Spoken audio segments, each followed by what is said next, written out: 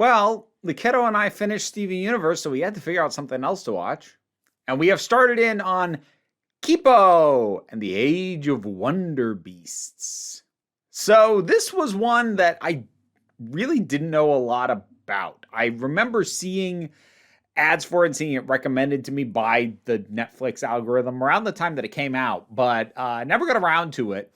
But just based off the title and seeing some other places, where it was recommended, I'm like, I think we should give this a shot. And like the kiddo loves animals, so it seemed like a good hook in. And yeah, enjoying this. I mean, I'll say up front, I'm a little bit mixed on the art and animation style. I suspect this has a very low budget, and that they decided to lean into it with choppy animation as a stylistic choice when I suspect part of that is because of limited budget, and so smoother animation just isn't really viable.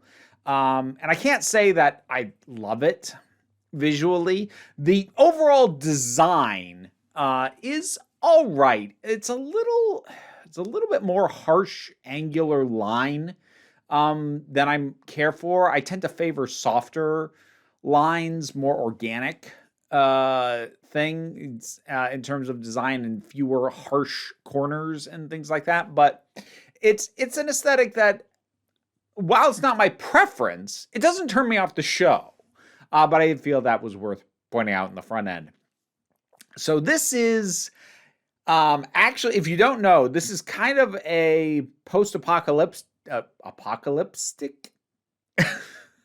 Is there a lipstick shade called apocalyptic, or a brand? That should be a brand. I should trademark that. Nah, it probably already exists. Anyways, it's technically a post-apocalyptic story. And it takes place at a time when most humans sort of dwell underground in these bunkers and don't go to the surface. And the surface has been taken over by sentient animals called mutes. And they come in all kinds, including mega mutes, which are really huge and frequently really adorable. Like the first mega mute we see is a mega bunny. it's really cute, but it's also a little bit weird and off-putting because it's got the ears, but then it's got ears all the way down its back. And like some of the other things, the mega mutes tend to have additional somethings, be it eyes, limbs, noses, ears. So we focus primarily on Kipo, who is a young girl. She's 12. Actually, she turns 13 over the course of the first season. So she's 13 at the point where I'm at. And she is an underground dweller, but she has found herself stuck on the surface. And on the surface, she meets a few folks. She meets Mondu, which is this little blue pig with 4 eyes, who is adorable, and basically serves as the requisite cute animal mascot. We have Wolf, this young girl who lives here, very tough, like very battle-hardened. There's Benson, who also lives on the surface, but he's pretty chill. He's pretty laid back. He's like, hey, don't worry about it. We're going to relax. We'll get through this.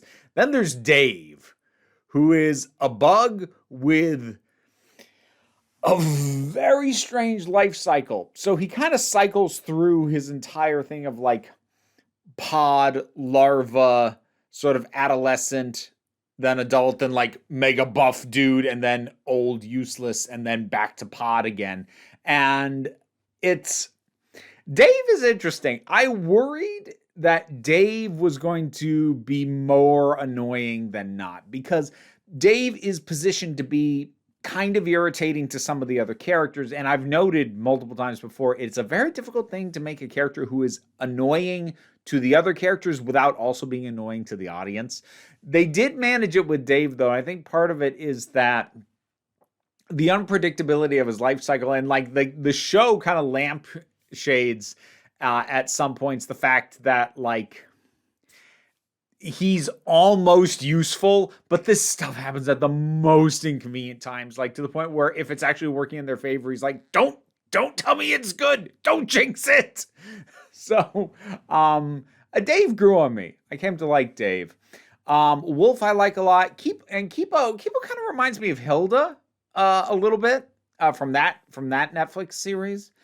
In terms of her first instinct is to better understand and talk down somebody. She doesn't want to fight, and kind of goes way out of her way to not have to do it.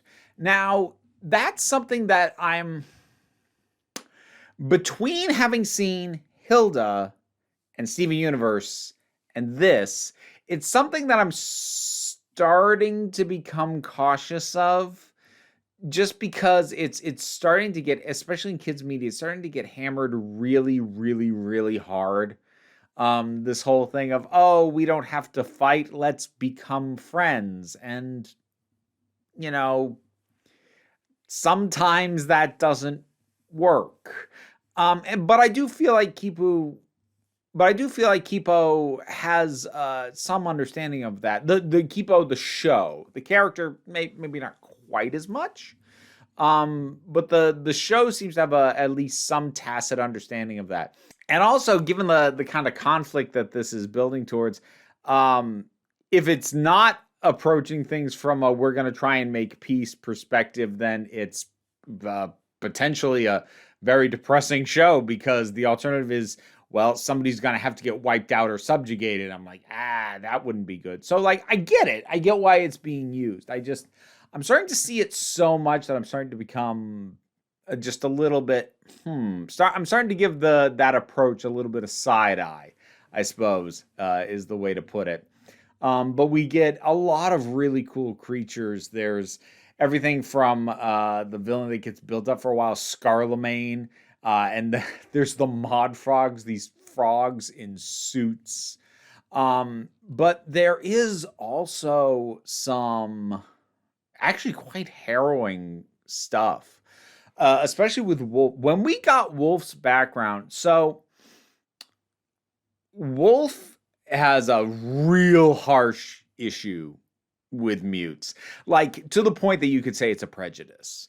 And when it became clear to me that they were going to reveal something about her history to try and justify that, I expected it was going to be something that's like, it was still going to look like an overstep for her to be as confrontational as she is and as untrusting as she is. But I'm not going to spoil this, but what we find out for her background is deeply messed up. Like, not to the point of being inappropriate for kids. This is a kids show ultimately, but the more I think about it, the more I'm like, okay, that actually is screwed up enough to fully justify this this attitude that she has. And I always, that's always a pleasant surprise for me when I'm like, show's doing this thing. I don't know if they're going to be able to justify what they seem to be doing. And then they do. And I'm like, oh, okay, never mind. No, that's, yep. That absolutely justifies what's going on. So that was nice. I'm enjoying seeing the characters build their relationships. To see Wolf kind of open up to Kipo, to see Benson, who does actually just kind of want to be everybody's friend, but sort of find his footing a little bit. I liked the way that Benson was just revealed as gay, which is that he just says it. Like another character who is a girl, says, I think I like you, and he's like, oh, I'm gay, and like says the word. That it was almost jarring just to hear a character in a animated show just say it, not dance around it, not imply it, not be like, well, I think I like boys. I'm gay. See, you can just say it. It's fine. Not that hard. That was good. Dug that. I like that. And overall, I am enjoying this show. It actually it has a little bit of a Miyazaki vibe because a lot of Miyazaki's films have this odd sort of post-apocalyptic beauty to them. There's a vibe off of things like Nausicaa in the Valley of the Wind or Castle in the Sky, or even something like Princess Mononoke, which isn't technically post-apocalyptic, but feels like there's just a lot of destruction and that nature's taken over a lot of things or is trying to take over a lot of things. And it's got that with that sort of sense of beauty. And some of the way some of the characters act like feel like there's a recurring Mod Frog character whose name now escapes me. He feels a little Miyazaki kind of character to me. And I'm always happy to find that vibe. I like Miyazaki movies. So yeah, this is fun and pleasant. This was a nice surprise. I really didn't know what to expect from the show, but if you have not checked it out, yeah, I'm gonna say give it a shot if you like animated stuff. Kipo and the Age of Wonderbeasts. What did you think about it? Whatever your thoughts are, drop something down in the comments. Let's talk about it. Just thoughts on season 1, if you can. I haven't seen seasons 2 or 3 yet. Trying to avoid spoilers, so no spoilers in the comments. Like, share, subscribe. There's also the Patreon. That's how this whole operation is up and running, and I'm able to make this my living. But don't worry too much about that. We take a relaxed attitude around here, so you can just come on back next time you need a break. Hey, end credits time, which means I need to shout out some patrons. This time I'm going to be shouting out Robin Moore, Zubin Lutfala, Tarak, Oliver B., Melinda Walters, Imudelki, Leo the Boy, TT, Vernobulax the Poodle, Zach Paul, Eidolon, Tracy Scrabbit, Vincent Paul Bartolucci, Angry Kasparov, Toku BL Hoovian, Adam RDL Taylor, Shane Ross, Shayla Gourlay, and Brendan LaRose. You want to hear me mispronounce your name? Check out rewards on the Patreon. Thanks for all your support.